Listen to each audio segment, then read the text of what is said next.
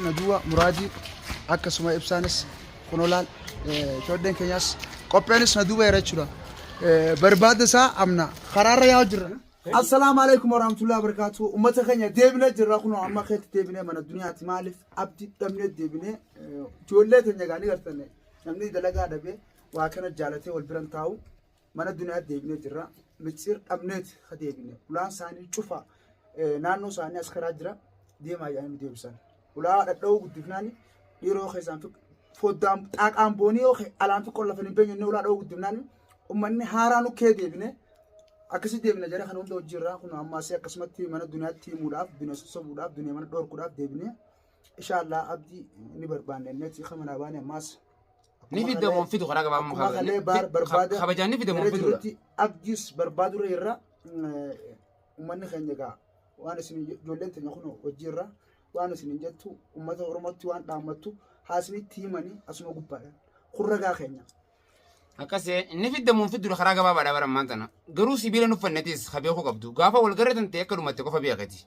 Wallaahi hawaalaa kana caalaa goonis irraa buusu teenya. Osoo kaduu qabrii galee kasan dhiifnu ganaa qabamte taana nati micciirri maqaan isaa? Micciirri. Akkasee micciirri jechuudha dubbii micciiramtu kana dhiisati. Itti mi'oo. Nufuudhu waa micciirri mataa isaa fuunan waan nufuudhu qaba. Tolaan fiduu waan dirqiin fida mana keessaa miila beelatti nu laan baasu mu fadhee deemu.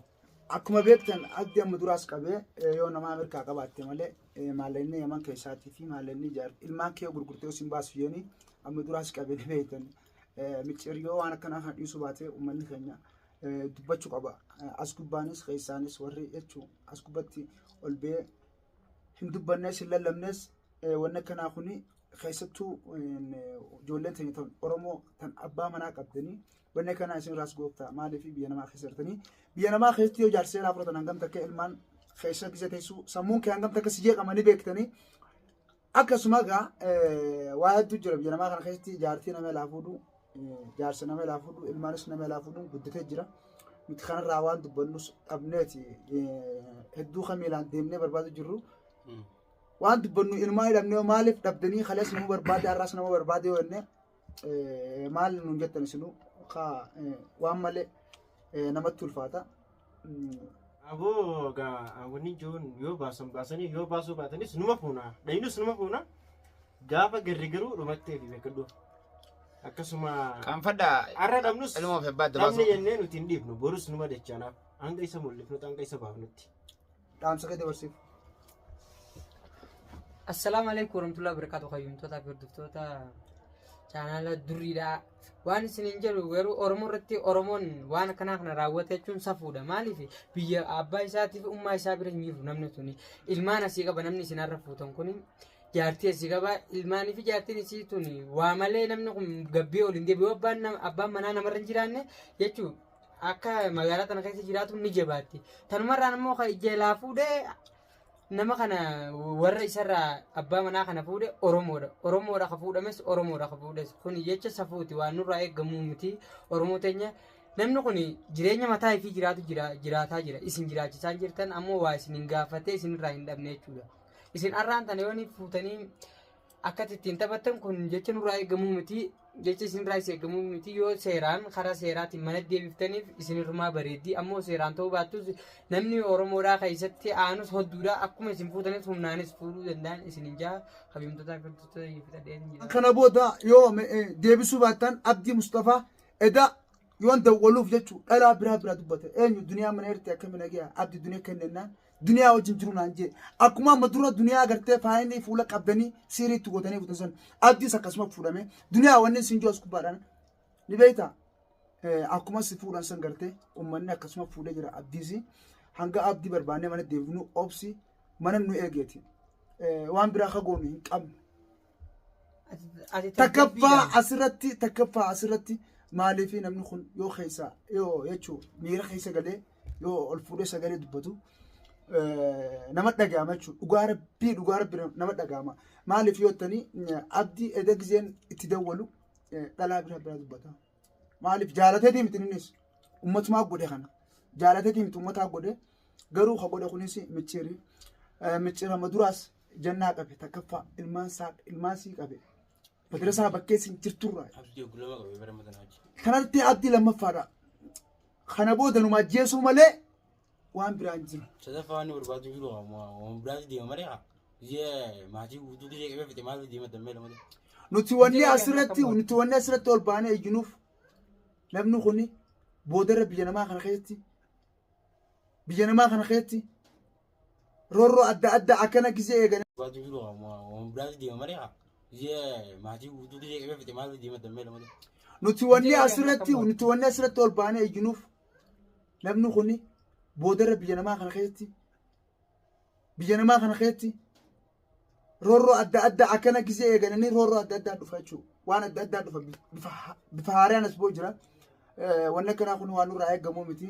Akkana booda hiriira baanaa magaalaa kana keessatti ol been dubbaddu wanni goonuu amma booda yoo hiriira taatee waan akkanaa kana fira dhaabne malee wanni nurraa dhaabaa hin jirtu dhugaa rabbitti yoo dubbattanii wanni nurraa eegamaa yoo kana booda abdii mana galuu baatee yoo kana booda dubbiin akkanaa akkuma jirtu guruppiin micciir warri micciiriin hoogganame waan akkanaa hojjechuu jiru yoo dhaabbachuu baate gartee jesti hiriira booda Oromoo teenya dhagaa warri Yemen keessa jiraatan jalaa fi gubbaan warri keessattuu magaalaa sanaa keessatti argamtan nuti hiriira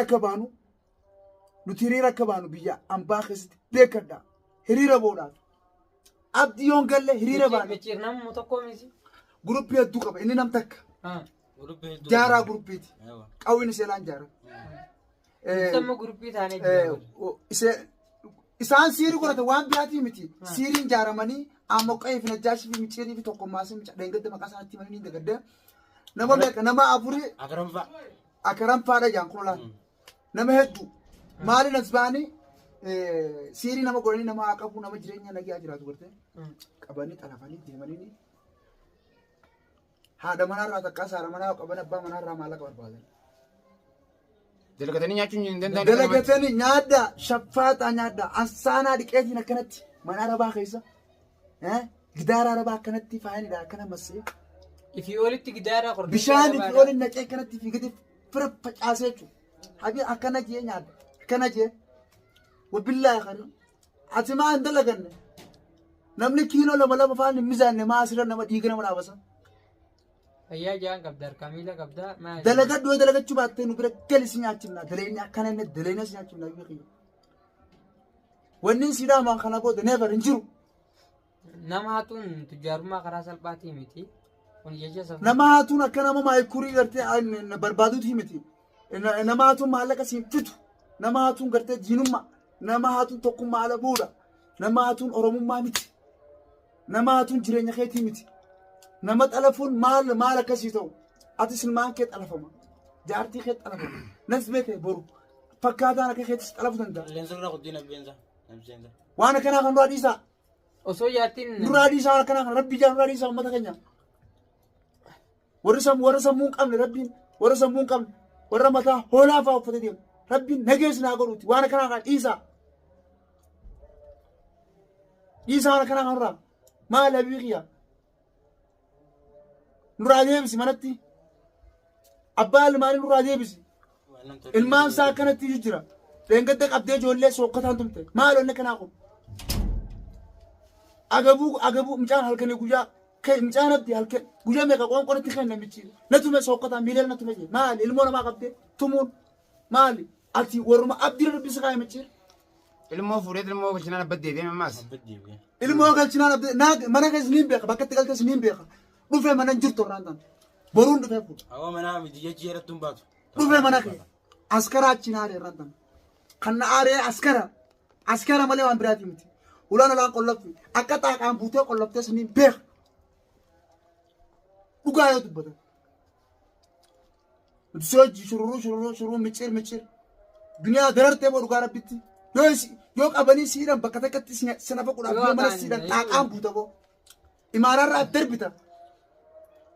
Kiyyaa yoo hallayyaa irraa qaaren duune kiyyaa laastika uffattee deemtati du'a kaaka kubbaate lafa buutus waa takkan taatu ziirii qabaan saar ziiruma ijoolleen ziirii deddeemtu zirra bisaa godhu saaruu kosaatiin siyaa dha'u micciir saaruu kositti habuus rabbii guddaan yaa yahudii guddaa ati oromoo miti manni amaaraa kana man godhu tigraay kana man godhu soomaalila kana man godhu ati warra abdii rabbi si kaaye abdii rabbi si abuusu yaa khaliq abdii galchi manatti yaa rabbi abdii mana nuu deebisi gurbaa kanatti hinaafaa maalumaaf dee'u akkasuma ibsaanis kun olaal ijoolleen keenyas qopheenis na duuba jira jechuudha barbaada isaa amna karaarra yaa jirra roobni nuti caame jechuudha so yaa jirru rooba keessa akkasi hanga dhuma qophii keenyaatti sin hojii tura kan fuudhes abdii eenyu jettanii keetti shakkine micciire jechuudha ammas manuma micciir jiraachuu hin dhabu yenneeti yaa jira dhugaa keenya micciir akkasi amma kanatti karaa mana micciir yaa jirra hanga dhuma qophii keenyaatti nufaana tura ganda micciir kaduraanii dhayneeti laallaa ulaana onurraa bananii akkasi micciir waan akkanaa kana nutti fuufee jira jechuudha maaliif yoo jettanii waan akkanaa eegalanii jiran magaalaa kana keessatti mee maal jettaniin uummata keenya sinummaan takka takkaan yaada roorroon isaanii heddummaatee jirti Oromoo qabdan dabarsaa akkasumatti yaada qabdan ibsa daawam inni humnaan taatu inni fuuna seeraan taatu jechuudha ammaan tana amni bakka inni jiru arguudha bakka fuudhuudhaaf bakka fedhettuun ba'uu amma namni inni fuudhanii beeytanii nama biraatii miti warra kalee miti nama kalee nuti lolaa oollee fi miti baarii miti amma ka fuudhame jaarsa duniyaati abdii jechuudha namni isaan fuudhe micciire jechuudha isaa feenyu namni fuudhe micciire abbaan garee kanaa guddaan micciire kun nanuma gubeessumatti hin argaalli micciire afaan kan kee akkana micciiramu qaba maalla micciiri maal jettaniini abdiin maal laamtaniif abdiin baafna bakka inni seenee abdiin baafna seeraan ta'us numa baafne micciirsan booda waliin irra keenya akka kan oromoo ijoolleen shabaabaa hatta arabnillee waan siin jedhu dhaggeeffadhe waan biraatii miti waan akkanaa kana dhiisi yaani ijoolleen keenya deemu jira magaalaa keessaa beeyta anis akkuma kallee manaa bee dhugaa kiyya akkanumatti deemu jira yoo na agartanii bakka dadhabnetti lafaa koo jirra jechuudha osoo yaanugaa akkasoo jirru agaru jirtanii halkanii guyyaa yaa jirra wallaahi namni gaa jaalatee bakka takka akkanatti bakka takka walgee akkatti yaa'u kalee fi azidduu wajjaa jirra ijoollee sanaa akkuma agartanitti rooba keessaan galle rooba keessaan galle laftii bishaan akka qabdu ni agartanii maaliif jaalannee akkana bakka takkaa yaa'utti hin jirru barbaaduma uummata kanaati roorroo uummata kanaa dadhabneeti akkana yaa'u jirru wanni isin hin jiru waan guddaa warra qabameef du'aayii godhaa azalatti koomeetii gisee galtanii du'aayii godhaa fi asin achi godha kun asiri fakkaan mana ni beenya bakka yoo jiraate mana yoo jira akkasii uummata keenya warra hidhameef du'aayii godhaadha ammoo garuu micciirii fi jara fakkaataa akka micciir kanaa kan lafaa kee jiru kana dhugaatti himaa keessaan isaan sodaatina maaliif hin sodaanne wanni akkanaa kun sodaa hin jaamu wanni akkanaa kun sodaa hin jaamu maaliif hin jaamne yottanii nama haatanii nama ummata keenya mee du'aama nu godha waan takkallee waan irra geenya isiniif himne jechuudha cimaadha du'aatti cimaadha du'aayi nu godha inshaallah hangee isaan mana baadaanaati dubbiyyaa nuti amma wanni isinin jaa waan biraasi miti guddaa ilaa mana akka maraatatti maraata kaameraa bannee yaa'utti jiru jechuudha ragaadhaa fi addaan baasuuf ragaa keessaniif kaameraa bannee yaa'u jirra nu tolteetu kaameraa bannee yaa'u isaanii takkan fakkaanne ragaadhaaf jechuudha akka kalee jirutti ni gartanii akka kalee jirutti uffata kafiraa jijjiirin manatti hin galle yaa'u jirra manni keenya gaas gubbatti akkasi galchinu manatti hin gallu enne eega manaa baane yaa'u jirra gaa galaanni nama fuudhuuf deemaa tana keessa ede baasuu wayi isaa bara roobee lafti hundi haroodha ni gartanii lafti hundi haroodha akkanatti haroo keessa yaa'u jirra ummanni keenya gaa dhugaa nama hin sa'u nama badu kanaasi kijiba